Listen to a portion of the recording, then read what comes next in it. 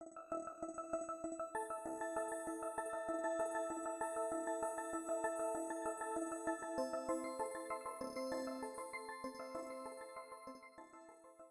Nancy Giordano, and I'm thrilled to not just have a world-class strategist and futurist and thinker, but a close friend. So this is a really fun part of this Femme Futurists project, is that we get to talk to people who are also really, really close friends of ours. So April Rinne, I am so excited that you are part of this experience. And I let you introduce yourself a little bit and how you want to credentialize your work, because I think it takes so many different shapes and forms. So how do you describe who you are?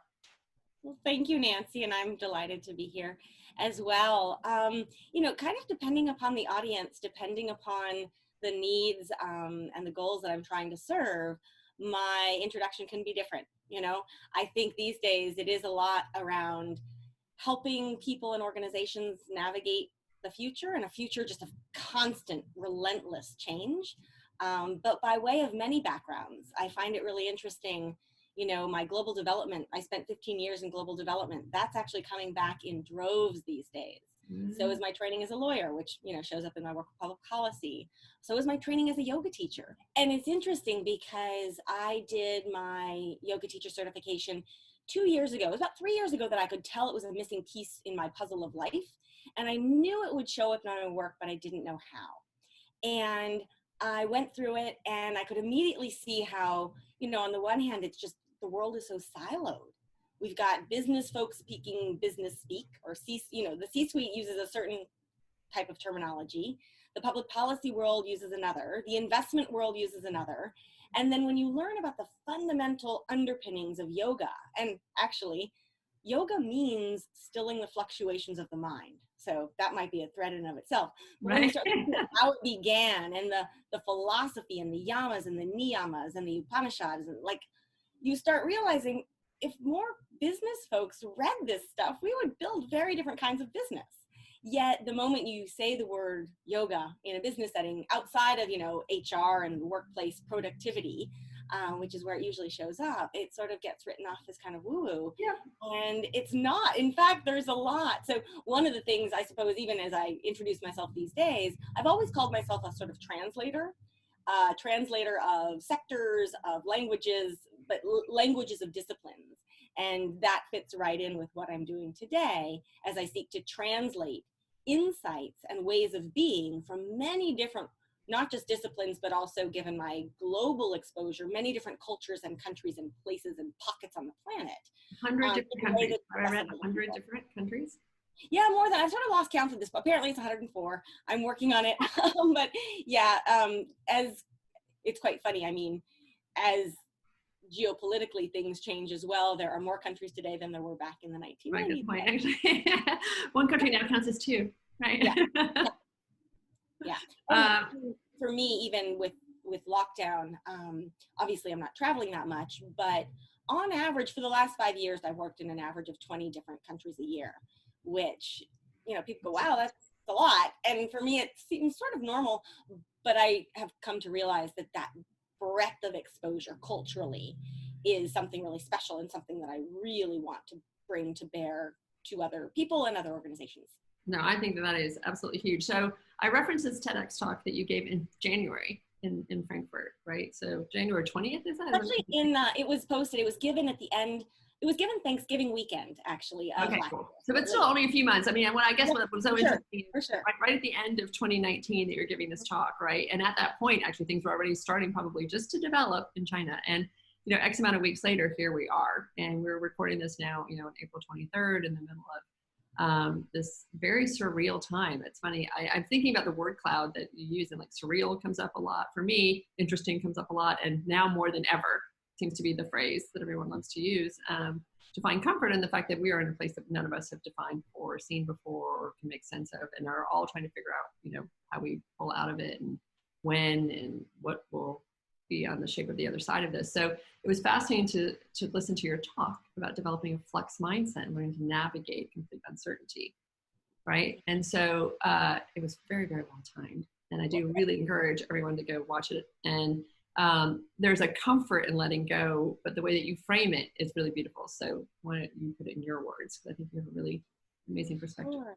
Well, and it's interesting because that talk, you know, as they often say, as you know, as well as anyone, when they're like, you know, if you could give one talk left, if you had one more talk to give, what would you talk about? And I realized, you know, I wasn't going to talk about the sharing economy or the future of work per se. I mean, those things could show up. But this has been a thesis of mine that's been developing for the last couple of years, to be honest. For much of that time, it didn't necessarily have a name, but it blended together what I was observing and working on professionally, but also a good piece of my personal journey, which I'll get to in a minute, which was, you know, quite young. I was thrown into a world of flux. I wouldn't have called it that at the time, but realizing that the personal and professional continued to weave together, and I needed to be more deliberate about sharing that story. So if you go back though, even, 6 months, not even for the talk, but 6 months ago, 8 months ago was when I was preparing it. And this notion of a world in flux. And at that time, I was really seeing it as, you know, the pace of change has never been as fast as it is today. And you can go through the stats as to why, but it's likely that it will never again be this slow. And when you just sit with that concept, with that reality, it's kind of sobering. And at that time though, and I think, you know, these things will also reemerge as we reemerge as humans, but you know, things like the deluge of information, never having enough time to keep up with everything, uncertainty about your job, but mostly because of automation or because of changes in the workplace, not looking at it necessarily from the perspective of unprecedented job losses and unemployment.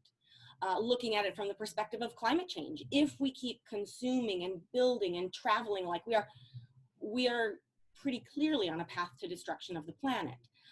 So all of those things were the world in flux that I was thinking of 8 months ago, and the world in flux that I spoke about. But what's interesting, and what I could not have expected back then, was that COVID-19 has put such oxygen. It has breathed enormous oxygen into this concept of a world in flux. Now, when I say it, everyone's like, yes. But the first thing to mind aren't necessarily automation or running ever faster in their daily life, not having enough time to read everything. It's now more like my home life is in flux.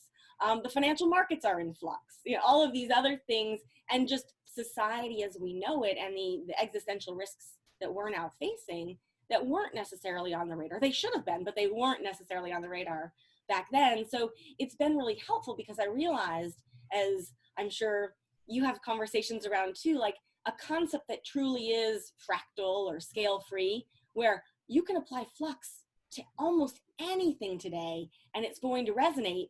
But for me, the flux mindset starts from within, but it also has implications for organizations in flux, sectors in flux, and more broadly, this world in flux.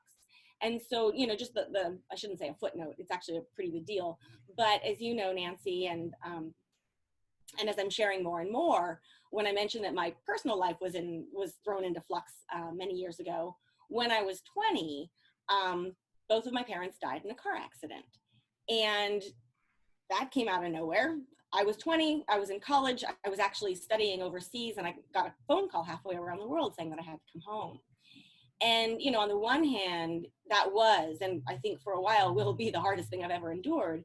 But it also, over time, gave me superpowers that I didn't expect I would have. But on navigating, I mean, my whole world changed. Like, what I thought my future was going to look like changed. What my parents thought my future was going to look like changed. Like, everything flipped upside down. And now, this many years later, to realize that, okay, that was my experience, but it's not unique to me. We're all grappling with what it feels like to have a life or a world in flux. And the more that I can bring my personal experience to the table, which is not something that I typically do professionally, it just sort of brings a more holistic approach for me personally, but also I hope has a certain approachability for those with whom I work and speak. Yes, and I would say all that, and I think the future is about this integration, right? I think part of what you point out so well in that talk, and that we all feel with the work that we do, is that there has been this segregation, which we thought kept us safer and kept us contained and kept us, from messy things bumping into things. And I think what we're realizing now is when those walls come down, both across the various industries and sectors and beliefs, but also between our personal and our professional. And I think that's one of the most beautiful things that has come out of this. Again, I always make sure that whoever's watching this talk recognizes that we are very fortunate to be in a position where I am not facing death. The virus has not in any way impacted our family from a health perspective. Even my 85-year-old dad is in great spirits and great health at the moment. And, and we're not at the edge of some of the financial fear that many people are at this moment. We have our version of it, but certainly less dramatically than many. And so it's a different kind of space that we get to hold in this. And we can sit there and look for some of the gifts that are already in this crazy time. And one of which is that as people are using these technologies in ways that they didn't expect to, they get to see real people. And they get to have conversations. And they get and I want to bring up a couple of points on what you just said around the good fortune and the privilege that we have to be sitting here today having this conversation. Because one of the things that I also care very, very deeply about, and actually it's always been a part of my personal journey, related to the death of my parents, but not exclusively, but this notion of siloing who we are and what we do, but the simple yet very profound and complex topic of mental health, and mental health in the workplace, and anxiety and fear, and all of those things that were largely present before, but they were hidden from view in most offices, but now they're being exacerbated, remotely, so to speak. And so I've been able to share, I've suffered from anxiety for years, and it's something I've always been a very open book about, just like with my parents. But now what I'm finding is this is a time to step up and be a much greater advocate for those things around, separation of personal and professional that before you might have put up with. But when you look at it now, not only that it's no longer acceptable, in my opinion, to put up with it, but in fact, if we want to build a more resilient society, more resilient businesses, more resilient community connections, we have to look at this integration. So I like, because there's a sort of nudging factor, but then there's also this and if you really want to rethink the system we need, this is a great thing to be doing. So mental health is another one of those issues that I'm not a mental health practitioner, but I have benefited from it and needed it in all kinds of formats over the last 30 years. And I'm really, bittersweet, but I'm grateful to finally be able to engage and start conversations around those issues that we should have done much sooner. But I just think that what we're building now through this is not just for this. It is for all the other change that you've been talking about for years, and that I've been talking about for years. Many, again, in the series have been talking about technological displacement and about, geopolitical migration / climate change mitigation, around all that stuff, around all the stuff that is going to force us to rethink things and to look at things differently, and to have a very thoughtful relationship with technology and its impact on our lives. And so what I think is so perfect about your work, that talk, right, is it's informed by so much of the work that you've done, not just on the personal side, but also on the professional side, to be able to understand that we need to develop this for a long term. Yeah, and then you actually reminded me of the one other point I wanted to bring up, which is equally applicable here, just in terms of, so very lucky to be at home and, have a roof over my head and have food in the refrigerator and, be okay sheltering in place. But for me, so my local quote unquote exposure to coronavirus is relatively small. My global exposure to coronavirus is huge on a daily basis. It's rare that I'm in touch with people on 6 continents every day. But I am now, because of the work that I do and some of the networks that I'm part of, and the fact that I have family in Italy, right? I mean, I was in touch with family on a daily basis in some of the hardest hit areas, but now my biggest concern, and where I'm trying to also figure out what more proactive role or what more helpful role can I play, is with just the issue of global development and emerging and developing countries, and looking at the reality and the brutality of what is likely going to be some of the not just direct impacts of coronavirus, it's more the indirect. If we think of this as a health crisis and a human crisis and an economic crisis and a supply chain crisis and all of these other things, the impact on the developing world, emerging markets, frontier markets, many of which I've worked in, that's where my exposure, so to speak, is much, much higher. But I'm really trying to get my arms around what this next era, what this next chapter looks like, because, you know, I feel like responsible use and different uses of technology, absolutely. And that's the tip of the iceberg, because the people who are not in the position to have the luxury of, never mind, you know, participating in a conversation like this, but even listening to a conversation like this, there's a much different reality where, you know, I've lived in urban slums. I've spent time working with everything, you know, take your pick of sustainable development goals or SDGs. I've had some exposure to them over the last 25 years. And so I'm really trying to figure out, you know, Flux mindset does apply equally. I can't think of any individual it can't help, like whatever your walk of life is, wherever you live, whatever your income is, so on and so forth. But the realities of what we are heading into from an overall development perspective are really, really stark. So I just kind of want to call out. So how would you frame that for people? And this is a really tough question to answer in a very short period of time. But again, because you have such experience, and again, I would actually talk to April for just a second about the work that you do, because I don't know that it is as evident when you describe that you are in so many countries and doing so much stuff, what you're actually doing. So why don't you describe a little bit about the work and why that's informing this worldview that you have about it's the tip of the iceberg. Sure. So let's see, we could take even the trip that I was just on was a nice compilation of things that indicative of the kinds of things that I do. So for the last 7 years, I have been independent. So basically working for myself, but just me.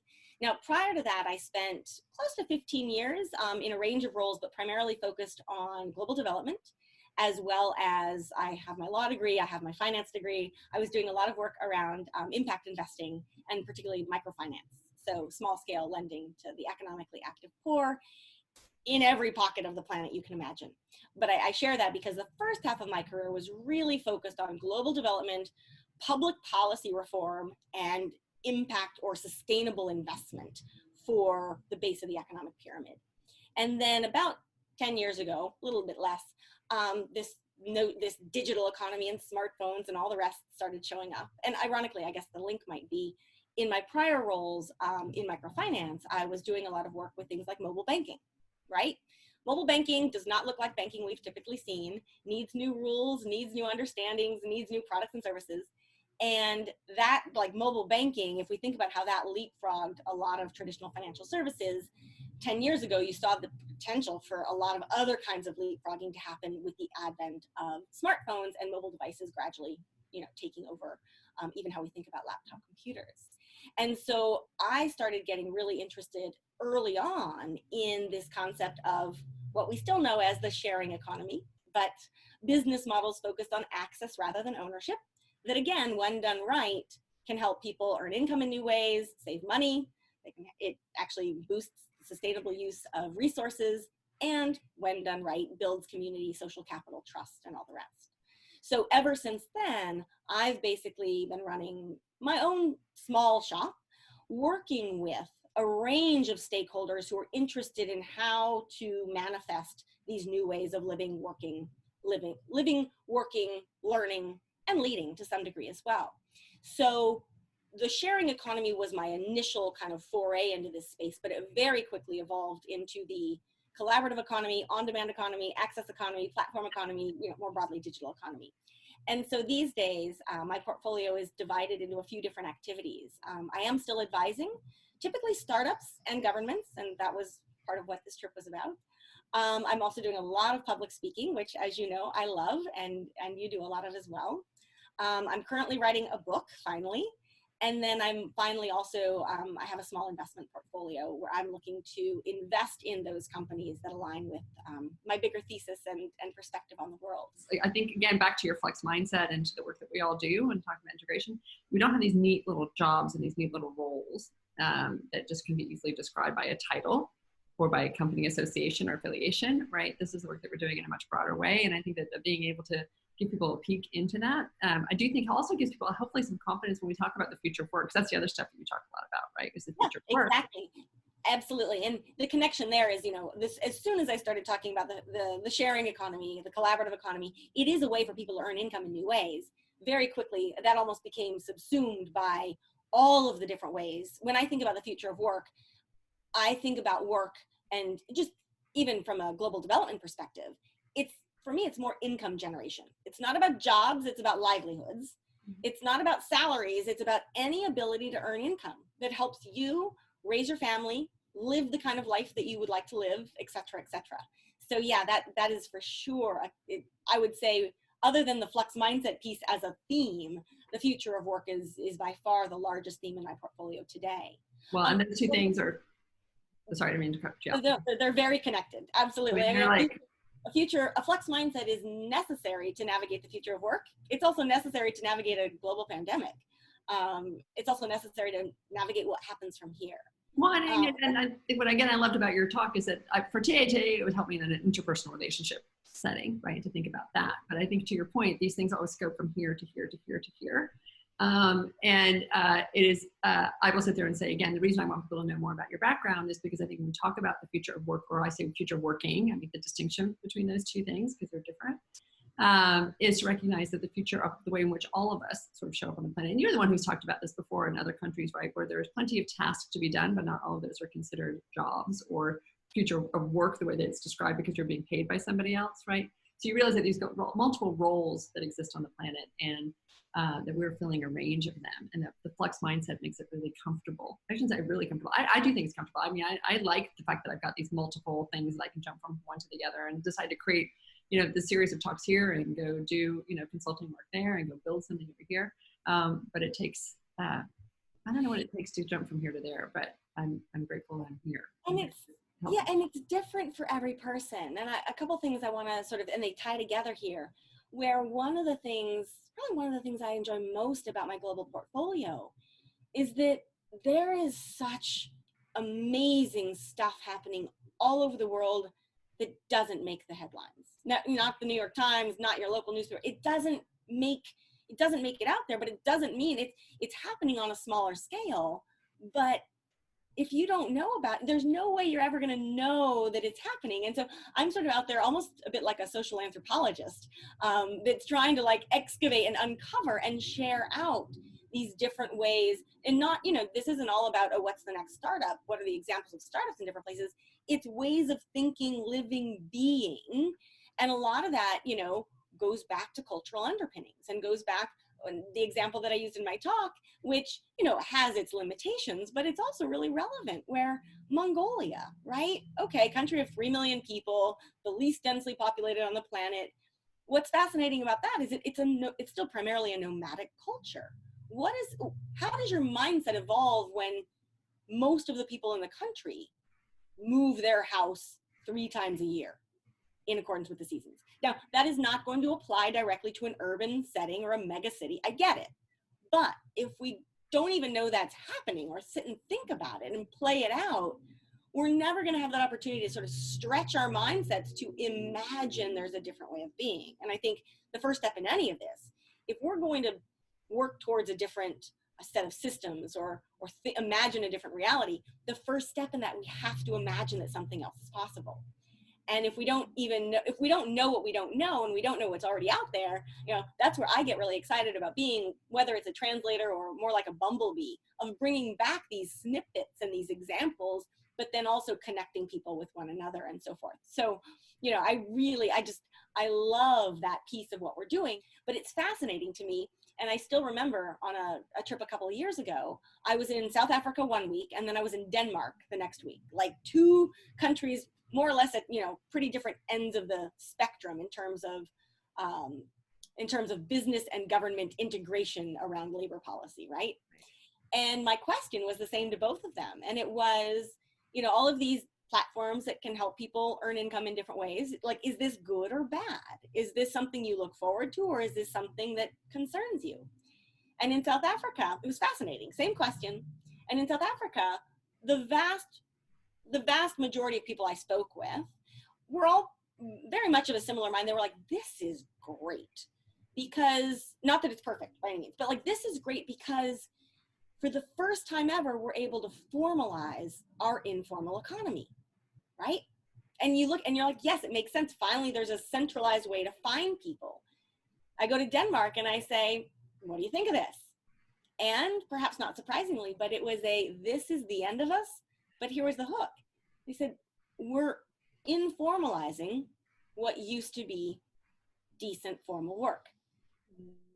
So I share this because I'm like, again, it made total sense, but how are you gonna figure this out? It's only if you go and you talk to people and you spend time on the ground and you really kind of keep digging that you start getting these insights that, that's not rocket science. But the moment I was able to link those two together, I thought, oh, it's actually, I don't want to profess that anything is easy these days, but it becomes much simpler to map where countries might be on their technological innovation spectrum, but also on their future of workplace sentiments spectrum. I was going to say, yeah, I think on their appetite or their ability to adapt is where I was going with that. Because I think what's really fascinating about that, again, is if you come out with a spirit of optimism or a sense that this is making things better versus worse, it certainly changes things. But I think understanding the cultural, I hate to say zeitgeist, it's such an overused word, but the cultural kind of experience that people are having around that makes such a big difference. Because I think the form of this is going to become more consistent across the world, but people's perspectives on it and their ability to hold it and their ability to adapt to it is going to be very, very different. Right. So, and on this note, so I came back at that time, I was working, advising a Fortune 500 company on future of work. And they have operations in both of these countries. And I came back and was like, and they're trying to develop products for these countries as well. And they're trying to help their workers pay their taxes, et cetera, et cetera. And they were candidly blown away, because they were trying to build a product for a market that they clearly did not fully understand. Right? You're an economic anthropologist or an economic sociologist, depending on which one you prefer. Yeah. I think that is what I have now decided. Because again, I'm always reluctant to do these big long bios and titles and stuff at the beginning, because I think that people get to know you through the stories of your work. But I do think that at some point being able to understand, you're part of the tapestry, and I think that is a big part of what you bring. Yeah. Is that really, again, and I think that this whole series, again, I think that the part that I'm finding that is a through line between this is we have a very, again, optimistic view of what is possible in the future. I don't think that we necessarily know that that's going to be that. We can make choices to get there, but we can envision the potential of this to be extraordinary. And I think that we're recognizing the relationship, again, about putting the human in the center of this in the conversation, right? So it's not just an economic conversation that doesn't think about how this is actually impacting people and how they feel, nor is it a technological conversation around that or a investment conversation around that, right? It is really about putting that in the center. And these are all the questions I want to dive deeper into with you, with the whole group of the whole society, but also with so many organizations out there. Because I do, and on any given day, the conversation as it relates to the future of work might be around diversity, equity, and inclusion. It might be around automation. It might be around, are we ever going to go back, like how much remote work is going to be acceptable moving forward? Like, it's all these different flavors. Well, and I'll just add that up. What is the political / intergovernment scaffolding that helps people through that? You talk about in the very beginning of your TEDx talk, which again, I will keep referring to people go check out, because there's this whole conversation about how fast things are changing and how we always compare things to the Industrial Revolution, how they shift over here, but it was over a much bigger period of time and people were still caught in the torque of that. And so for me, this whole conversation about how many jobs, formal jobs that are paid, formal or informal, but work that will be created for hire, what that will look like, and what we need to do then, not just for the employer and the employee, but for the society that's holding people, right? The much bigger infrastructure. Absolutely. And the other piece in this is with COVID-19, and I'm sure this is another thing that's going to come up in your conversations, all of those things need to change faster, or things are happening faster. That's just all been accelerated.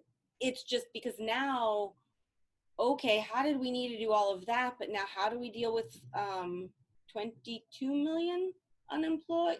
Like, wait a minute. And some questions now are getting leapfrogged. I mean, I had a conversation the other day about diversity and inclusion in the workplace, and all of a sudden it's like, yes, that's important. And we've got this, bigger elephant in the room right now, which is just sheer unemployment. Regardless, like, what do we do? And so I do think, this is a real, understate this. This is a real reckoning. Because at the same time, I work with a fair number of governments, and I'm part of a fair number of networks of public policymakers who really care about innovation and who are trying. They're the people that you really want to support and help flourish. Because at the same time, that it's never been clear how wide the gap is between where the state of the world is and where the state of technology is on the one hand and where the state of public policy is on the other. That gap is widening every day. But at the same time, it becomes really easy to just sort of write off, it becomes very easy to write off the politics in a lot of countries, including this one, but to write off policymakers at the same time. And those are two very different functions. And there are some incredible policymakers around the world who are doing more than we've ever seen any place do, so to speak, but they're still playing a game of catch up. Yeah. And that is just, but I think to your point, they're becoming a really, really increasingly important part. Because if you think about the policies that are being created under duress now and very, very quickly being pushed through, which are these things that are sort of laying the groundwork then for where it is that we head moving forward, in terms of whether it's technological unemployment or just a shift in the way that the whole economy is shaped and structured moving forward. These are things that we've been talking about for years. I remember the first time actually that the whole conversation about universal basic income came up probably like 8 or 9 years ago when I was at a retreat with your husband, Jerry Mikowski, who we also love. And I remember bringing Hugo, who's now 23, and I think he was 14, so maybe 9 years ago, right? And when I would introduce that concept to people after that, people, the anathema to the idea, right? And now the shift in the thinking. And whether or not that is the solution or not the solution, I still think we're open to a whole conversation around, but I think at least now it gets to be part of the conversation in a way that it is robustly. Absolutely, yeah. And my first introduction to UBI was through microfinance. Because you would look, and it would be seen as a tool to help the truly poor. There came a point at which I spent years on better understanding the difference in the reality of someone living, I kid you not, someone living on $1 a day, $2 a day, $5 a day, $10 a day. What does that look like in a range of emerging economies? Because then you calibrate so much around that. And that's something, I'm glad I can walk you through in excruciating detail the differences that you would see in those settings. But when you're talking about $1, $2 a day, UBI comes up as a concept of you've got to lift the basic floor, because then you can talk about how entrepreneurship could matter or small business. No, I totally agree. But those are the conversations that now I think that because of this, to your point, get fast forwarded or certainly become part of the bigger conversation about how this all moves forward. So for me, that is the exciting, again, recognizing the amount of pain that is being caused in many different ways, but that's the opportunity coming out of this, is that we are actually able to have a much more robust conversation. And I think the way that I'm thinking about it, so at the very last minute, I actually just want to talk about your book, but what I was thinking about the book that I'm finishing is that we're now much more awake to these concepts, right? Before we were almost done with the book, and now we're re-editing it just because it shifted from having to prove the case for this to now going, oh, now we're all awake. Okay, now what do we do? Right? And it's a much more empowering place, I think, to carry the conversation, hopefully. Mm-hmm. All right, so the last bit, tell us about your book.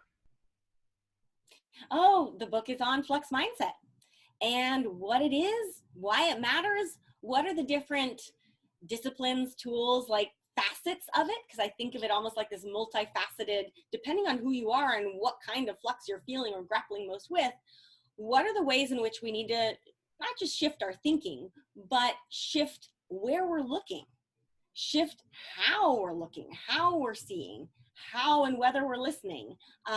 So it's an exploration of that. It's part, it's interesting because it is a business book, but there's definitely an element of personal discovery. Definitely, there's an element of, I don't want to profess that I have this, no one has a silver bullet these days. So it's not like the silver bullet roadmap, but it is a kind of practical playbook for individuals to use as they navigate their own lives, but also as they navigate how they are within organizations, and for leaders of organizations, how they lead those organizations as well. So I love all, and the only part I would maybe expand on is that, you know, we're thinking about the books that we're writing that we no longer have a playbook and we're moving to a practice. And I think that what I hear you say and what I saw in the work, it's much more you're helping people develop a practice. Well, and actually, I love that you bring that up, because that is, at least right now, the working title of one of the, it is all about practice. And this is where I go back, not to get, again, woo-woo with yoga, but I have learned more about what it means to practice and what a practice is. And the practice does not mean mastery. And the practice, you know, for me, yoga isn't really about what I do on the mat. It's about what I do off the mat. But the only way that we're going to develop a flux mindset or really get through this, you might have heard the phrase, you know, the only way out is through. You have to do the work. You have to, I use the analogy a lot of just a muscle, strengthening a muscle. A muscle does not get strengthened on its own, but when you practice, it can do marvelous things, including things you never knew it could do. So very much, absolutely aligned there. And actually, that's what I'm saying is I think it's phenomenal, because I think that, again, there's a lot of similarities and resonance. You know, we're all doing work in different areas and with different people and with different whatever, but I think that there is such a coherence in the work that we are all doing and the way that we were talking about this. And again, our hope is that you hear this times 50 and it starts to feel really normal. Like it starts to feel like this is the way that it goes. And I had an opportunity to mentor a young woman who's actually building a digital finance product for underbanked women in Africa yesterday. And we had this whole conversation about women serving women and what does this all mean? And it was just fascinating, again, to just realize that there is this passion and compassion that is in this work. And these voices are really powerful to hear, and particularly, you know, in amplification. So yeah, absolutely. And if I may, I don't know if it's appropriate to mention here, but I think it is. Just yesterday, I found I was included on a list of 14 visionary women who are building a more resilient post-pandemic future. Fantastic. Now, but I'll share it with you, because what I loved is that I think I was the most business oriented of all of them. So to, I mean, there were a couple, but we were talking, this was really about organizations leading, or women leading, or leading organizations and initiatives focused on helping women develop their digital voices, but women exclusively in emerging markets and the developing world. It was focused on women who were doing different kinds of human rights work. It was these and women there were historians, there were environmental activists, you know, it was this really wonderful group. It was funny because I try to follow the folks that I should be following, but there were some new names on there for me that I thought, this is magnificent. So I mentioned that just as a, you know, there is this abundance of really wonderful people doing wonderful work. Not that they all directly overlap, but there are these wonderful alignments in terms of what's needed and how to see the world. The more that we can show the range of the people out there doing their stuff, that is awesome. So awesome. I could not agree more. And actually, I will admit, I mentioned this society to a couple of friends in between the time since we first connected.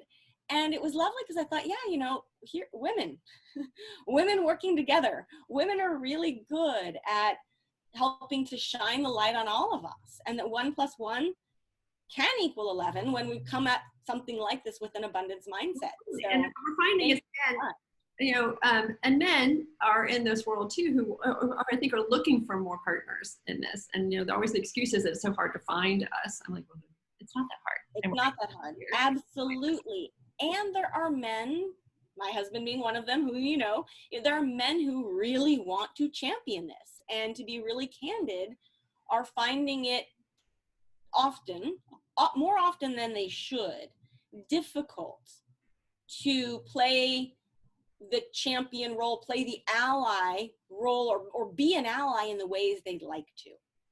And so, you know, having something like this as a tool for them to share and talk about and so forth is wonderful.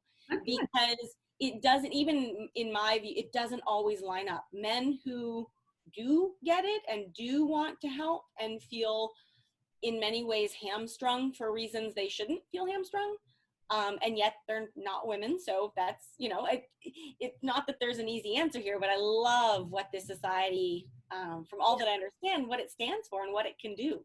What it can be. I mean, I think that, we're at the very, literally we're in week 2, right? So we'll see what this blossoms into be, but Emma and I have big visions about where it is, and we're really interested in everybody else's perspective. And so let us just get, running, because we're all trying to do this at the same time. We're trying to run our lives and our work, but it has a lot of potential in lots of. I love it. I think it's great. That it can take its own form in terms of not having to be, again, centrally directed, right? We're going to be this organization, and we can figure out what we want it to be, and not even as an organization, and an aggregation, I think probably is a better word, a community. And we'll see where it goes. So thanks for being here. If I can help in any way, think through some of that, or if totally. If there's anything I can help with, let me know. I love that you're doing this, and I love that you invited me in. And well, yeah, it also just cracks me up because you and I do adore each other, and we send each other these personal notes twice a year, and we keep saying we need to go and spend more time talking to each other, and we just decided to do it here for everybody. Thank you. Yeah, exactly. It doesn't replace the one-on-one, but it's a wonderful compliment. It's completely complimentary. So totally, I get to catch up on all the work stuff, which I actually love too, and I'll catch you up on the rest of the stuff. And I'm so grateful for your mindset. Yeah. Oh, and yours too. This is great. Right. Would it be helpful if I send you any of the stuff, like stuff that we've talked about? And yeah. And actually, before we sign off more officially, if there's, we're going to tell people which websites and stuff to go to find more of your work, or particular links to things, certainly to the TEDx talk, but also you've written many beautiful things. What I'm thinking is the piece I wrote in Vietnam. It's just easy to find. And it's a flux mindset can help you navigate the future of work or a global pandemic. Okay. We will definitely. Or a little bit more on the sharing economy, or, actually the Denmark, South Africa talk. I haven't mentioned that story in quite a while, but I did actually write it up when it happened, because I was like, this is going to be useful in some way. So I can send that along. Well, and I think, again, you're demonstrating for the rest of us, right, a much better job of storytelling around the work that we get privileged to see and to do, because I think about that stuff all the time, but I don't always turn it into something that is shareable. And time to go through that. I wish I were, you're hearing, I'm sharing the things that I happen to have written up, but I'm with you, sister, in that boat of there's a mountain of stuff that I still need to help see the light of day, but. That's all right, we'll keep getting better at it. And actually, this makes me think that, when we do build out the site more, maybe there is a deeper bibliography. There'll be, right now, places for links where people can find this talk and some of the other pieces about your work, but we'll have to think about ways to be able to create a deeper bibliography, because I think it encourages us then to write more if we know there's a place for it to go, right? Yeah, I'll write things absolutely. I'll stick it on my blog or whatever, but I think having a place where we know we can see other people's work and we can learn from each other might also be a nice part of this whole thing, and encourage us to get our voices out more. So yeah, love that. Absolutely. Everything. I mean, this has just been marvelous. It's funny too, though, because I'm looking even at the questions where, of course, I was like, wait, we didn't talk about this or about this. Or about this. But we did talk about, I feel like we covered some useful territory. And well, is there something you feel like you left out that you wanted to say? Is there something? No, it's not so much that.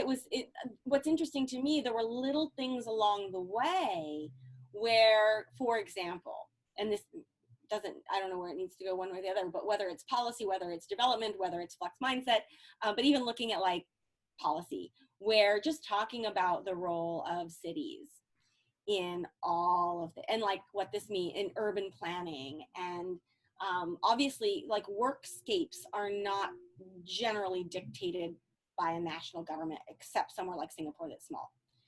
They're dictated by local and municipal.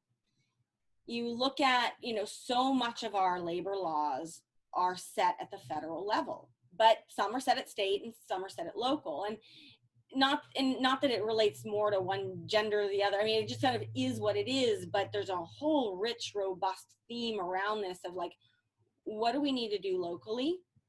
Because more and more, that's where we're going to need to be connected, and yet the systems that we've built, particularly in a corporate environment where the assumption is bigger is better. And I'm not saying that's every corporation, and that becomes really incongruous with what we need to be building. So there's that whole piece around it, where my work with cities over the years has been fascinating, and some of that is now coming home to bear. So it's that sort of stuff that I'm like, oh, we didn't do that, but that's really sort of rich to dive into. Yeah, well, again, I think we should come back and we can have series of these conversations. Yeah, that's what I'm thinking. I'm like, oh, this is great. This will be like, this is the intro to help get the website, give it some structure, put some meat on the bones. But this is the appetizer. Yeah, let's do more. All right. Yay. I love the way you think, love.